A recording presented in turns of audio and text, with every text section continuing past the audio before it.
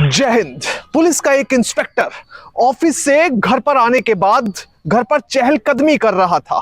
शाम का समय था, नौकर खाना बनाने की तैयारी कर रहा था, पर थोड़ी ही देर में अचानक से एक गोली चलने की आवाज आती है।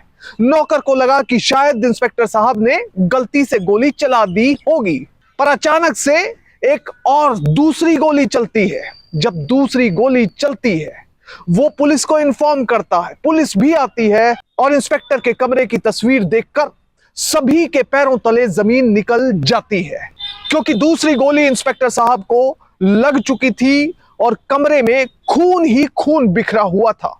इस केस के बारे में बात करेंगे, पर सबसे पहले आपसे अपील कि आप बड़ी संख्या में हमारे वीडियोस को देख रहे हैं पर चैनल सब्सक्राइब नहीं कर रहे।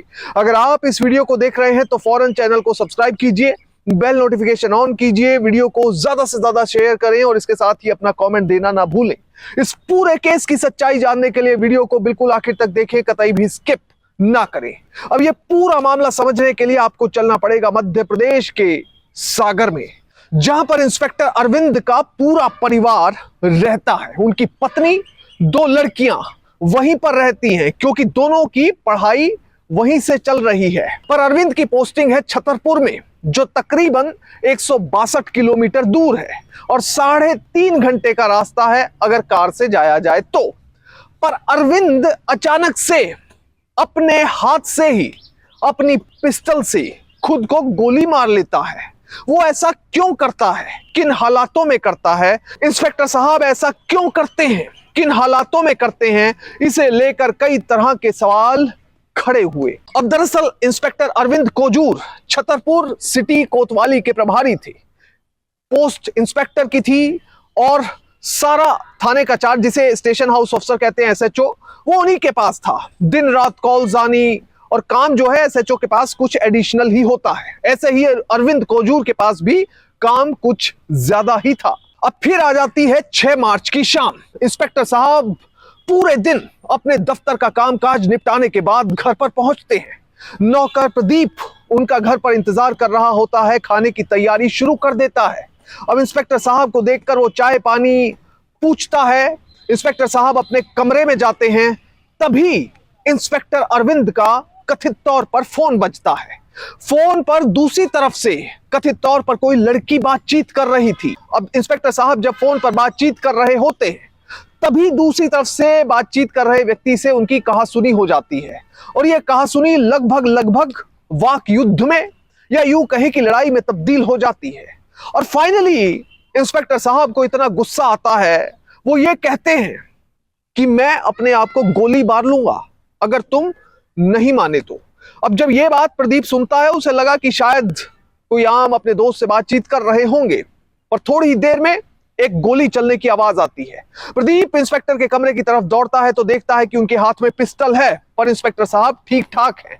वो इंस्पेक्टर साहब से कुछ पूछता, इतनी ही देर में एक दूसरी गोली चलती है। इस बार इंस्पेक्टर साहब ने कथित तौर पर अपने सिर पर दाहिनी तरफ कनपट्टी की तरफ गोली चलाई और सीधा गोली उनके सिर को आर पार कर गई और वो दरवाजे से सटकर खड़े हो गए। इंस्पेक्टर साहब की जान जा चुकी थी, पर उनका शरीर ऐसे खड़ा था जैसे वो एक जिंदा लाश हो। दरअसल कमरे में अब काफी बड़ी मात्रा में खून बह रहा था और इसे देखकर नौकर भी डर चुका था।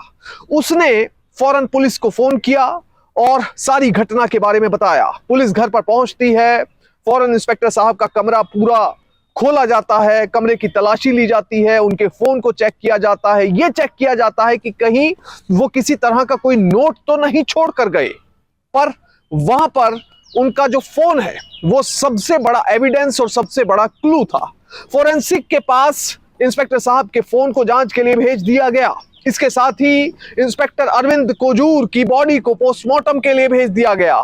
परिवार को, उनकी पत्नी को जो कि सागर में रहती हैं, उनकी 2 बेटियों को संपर्क किया गया और घटना के बारे में बताया गया।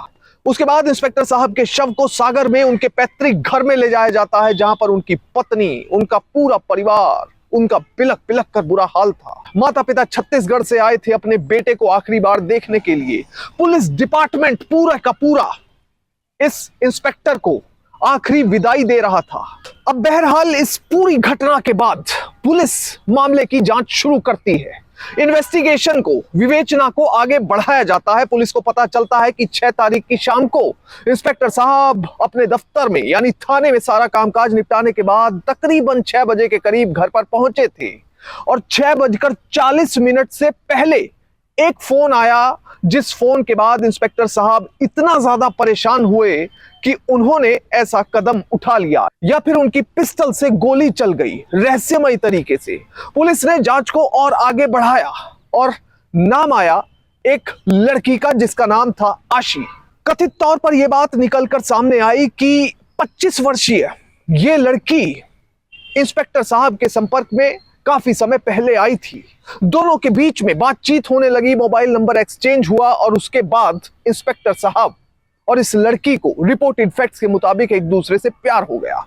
काफी समय दोनों एक दूसरे के साथ गुजारने लगे। इंस्पेक्टर साहब ऑफिस से आने के बाद इस लड़की से बातें किया करते थे और फाइनली इनके बीच में नजदीकियां इतनी बढ़ी कि कथित तौर पर इंस्पेक्टर साहब ने कोतवाली थाने के कुछ दूर जाकर इस लड़की को किराए पर एक घर भी लेकर दिया हुआ था।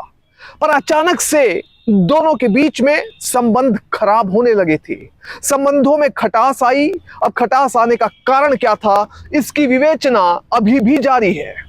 कुछ लोगों का यह कहना है कि ये जो लड़की है जिसका नाम आशी है, वो कथित तौर पर रिपोर्टेड फैक्ट्स के मुताबिक हनी ट्रैप का काम किया करती थी। उसके संपर्क में कई बड़े बड़े बिजनेसमैन और कई बड़े लोग थे जिनसे वो अक्सर फोन पर बातें किया करती थी और यही चीज इंस्पेक्टर को भी पता चल चुकी थी। इंस्पेक्टर ने जब कथित तौर पर इस लड़की से पूछा कि ये सब क्या है, तुम्हारे संपर्क इतने लोगों से क्यों हैं, तो उन्हें सेटिस्फैक्टरी जवाब नहीं मिला और उसके बाद इस लड़की से संबंधों में खटास आ गई। इसी बीच एक और लड़के का नाम निकलकर सामने आता है, सोनू। सोनू वो व्यक्ति था जो कि इस लड़की से काफी ज्यादा नजदीकियां रखता था या उसके संपर्क में रहता था।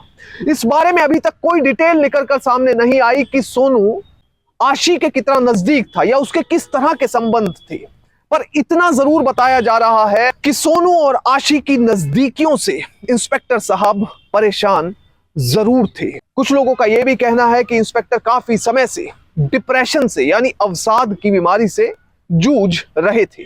बहरहाल पुलिस ने आशी राजा नाम की लड़की और सोनू परमार नाम के इस लड़के को गिरफ्तार कर लिया है।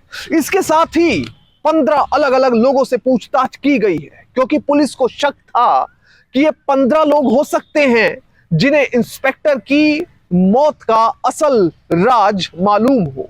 बहरहाल इस पूरे केस से हमें सीख क्या मिलती है? हमें सीख सिर्फ यही मिलती है कि कभी भी जीवन में हो सकता है कि आप कितने बड़े पद पर चले जाएं, कितने अमीर व्यक्ति बन जाएं, गरीब हो, मध्यम वर्गीय हो, डिप्रेशन जो है वो किसी भी व्यक्ति पर हावी हो सकता है। अवसाद की बीमारी किसी भी व्यक्ति को हो सकती है। कभी भी डिप्रेस हो, कभी भी स्ट्रेस आए तो अचानक से कोई बड़ा कदम नहीं उठाना चाहिए, कोई नकारात्मक कदम ना उठाएं। हमेशा सकारात्मक सोच रखें और इस देश के विकास में अपना योगदान देते हुए इसे विकसित भारत बनाने में अपना सहयोग दें। जय हिंद।